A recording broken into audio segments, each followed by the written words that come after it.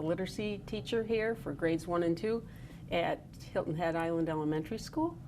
And today I'd like to tell you a little bit about one of the programs that got funded through the Foundation for Excellence, that they gave me $1,200 so I could share this with other teachers.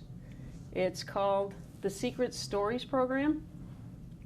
And one of the reasons I really wanted to get this program is, first I bought it for myself to try it out because I had heard wonderful things about it from another teacher at another school, and she had said that she'd gotten amazing results. Children learned their letters and sounds so quickly, and this was a kindergarten teacher.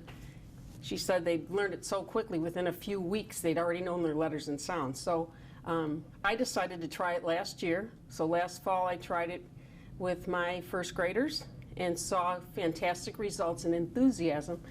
I just want to tell you what it's based on. The Secret Stories is based on a lot of brain research, and what the author did, she's actually a graduate of Juilliard, so she's a very bright musical person, but she did a lot of work on brain research, and she was a kindergarten teacher herself. So what she did is she took a lot of the letters and sounds that can confuse children, and she made little stories to go along with each little set of sounds. One of the things she did was with the alphabet. You'll see I put her alphabet up here.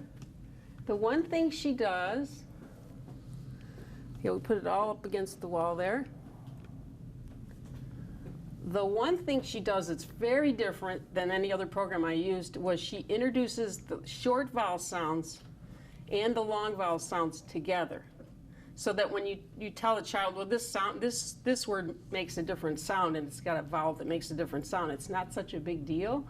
So like the letter A, if you look up there, it's the children pretend they're eating an apple while they hear a, and then every letter, every vowel has a cape on because they have the power to say their name. Like A has a superpower to say her name or his name, and they put a little cape on each vowel sound that represents the long vowel sound, like A, E, I, O, U. They all wear capes. You'll see that they all wear capes. So that's a big deal to the children. They love to act out the song. So I would like to have Franklin come over and show you how we do the alphabet song. Okay, Franklin, we'll just show you a little bit of it. Can you do you remember to do all the, Franklin was one of my students from last year. Do you want to look at the camera and say hi? Hi. And he's going to show you how we do the alphabet song every morning, okay? A says ah, but it can also say a. B says ba. C says ka. But it can also say D says da. E says but it can also say e. So that's how we get the idea of how we were not going to make you sit through the whole alphabet, but that's how the idea is, that when you're empowered with the E, you say E. When you're saying, what do we do for A? A. E. Long vowels. I.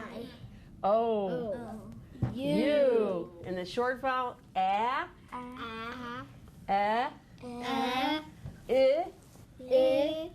I.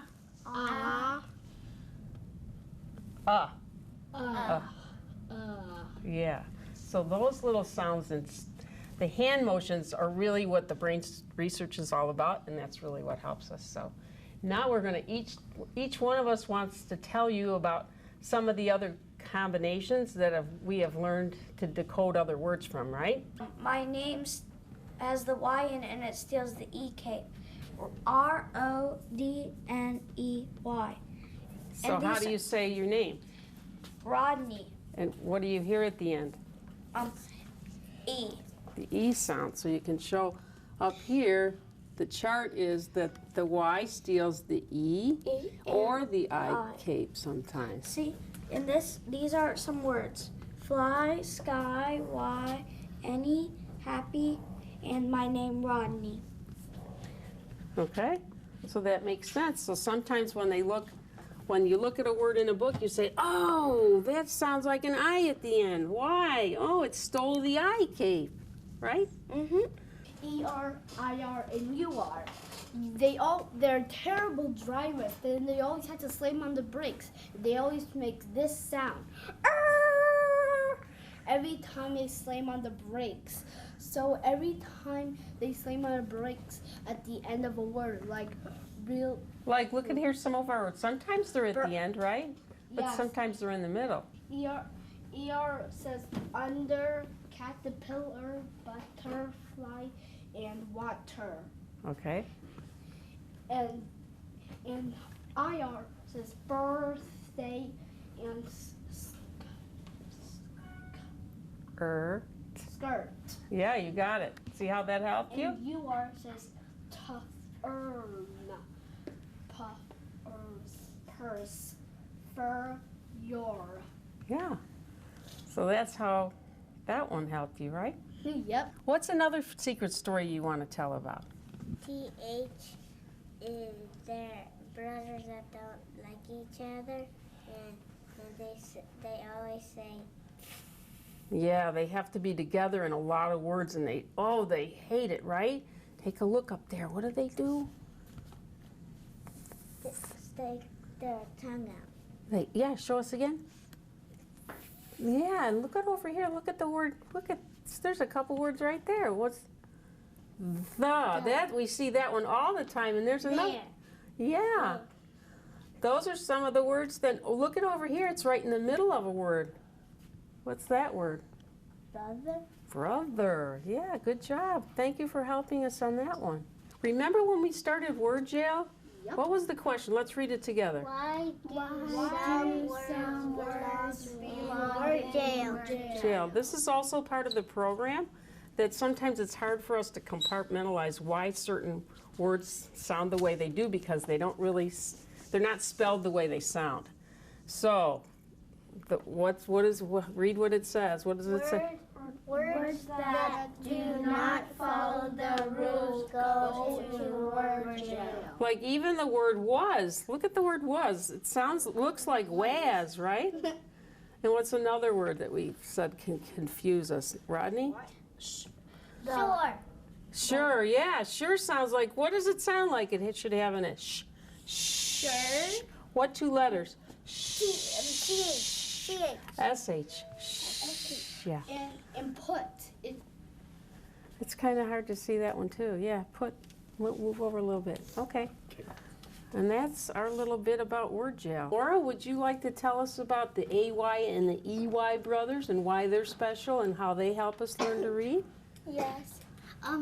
The AY and EY brothers think they're cool and they always say, hey. Yeah, they have their thumbs out, right? Yeah, they're like, hey. Because they always think they're cool and they hang out with each other sometimes and they say, hey. Yeah, and so how does it help us with the days of the week? Take a look. Sunday, Monday, Tuesday, Wednesday, Thursday, Friday, and Saturday, they all have AY. Yeah, and you can think of it that way. And then there's another word we always misspell a lot of times, and what word is that? It's an EY ending. They? Yeah, they, like they are my friends. Okay. Yeah. Did you hear what Franklin just said? And look, it has the TH. You're right. And it goes, right? Okay, so come on over and we'll say goodbye to our friends. And we hope this helped you understand a little bit more about secret stories.